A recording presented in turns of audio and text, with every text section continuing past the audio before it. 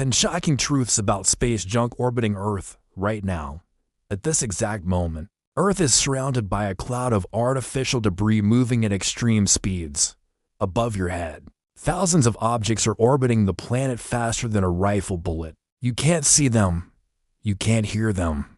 But scientists agree they represent one of the most underestimated threats to modern civilization. This is the reality of space junk. Space junk, also known as orbital debris, includes non-functional satellites, discarded rocket stages, fragments from past collisions, bolts, screws, metal shards, and even microscopic paint flakes. Since the beginning of the space age in 1957, humanity has launched thousands of missions into orbit, and very little of what was sent up ever came back down in a controlled way. According to NASA and the European Space Agency, more than 36,000 objects larger than 10 centimeters are actively tracked in Earth's orbit. These are only the objects big enough to monitor. Scientists estimate that there are over 1 million pieces between 1 and 10 centimeters, and tens of millions of smaller fragments that are essentially invisible to tracking systems,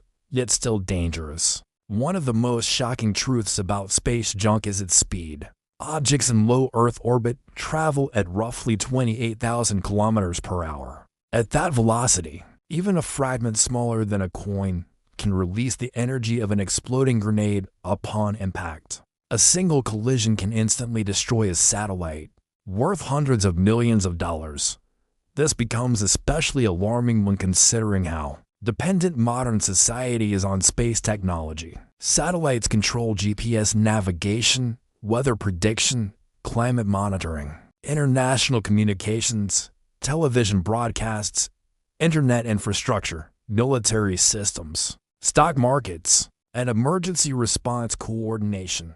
A serious disruption in orbit would not stay in space. It would be felt on Earth within hours. Astronauts face this danger directly. The International Space Station constantly monitors debris trajectories and has performed dozens of evasive maneuvers to avoid potential collisions. Even with shielding, the station has suffered multiple impacts from tiny debris particles, leaving visible damage on windows and exterior panels. Some of these particles were smaller than grains of sand. The situation is worsening rapidly. Every rocket launch adds new objects into orbit. In 2009, a high-speed collision between an active satellite and a dead one created more than 2,000 large debris fragments in a single moment, and countless smaller ones. Since then, the explosion of satellite megaconstellations has dramatically increased orbital congestion. Thousands of new satellites are being launched to provide global internet coverage. While these systems offer technological benefits, they also multiply the risk of collisions, especially when satellites malfunction or lose control. This growing congestion sets the stage for one of the most dangerous scenarios scientists warn about: the Kessler syndrome. The Kessler syndrome describes a chain reaction in orbit. One collision creates debris. That debris causes more collisions. Those collisions generate even more debris, eventually making entire orbital regions unusable. If this cascade begins, it could prevent safe satellite launches for decades, possibly centuries. This is not science fiction. Scientists believe certain orbits are already approaching this critical threshold. Once crossed, reversing the damage would be nearly impossible with current technology. Another disturbing truth is that space junk does not stay in orbit forever. Atmospheric drag pulls debris back toward Earth. Most objects burn up during re-entry, but not all of them.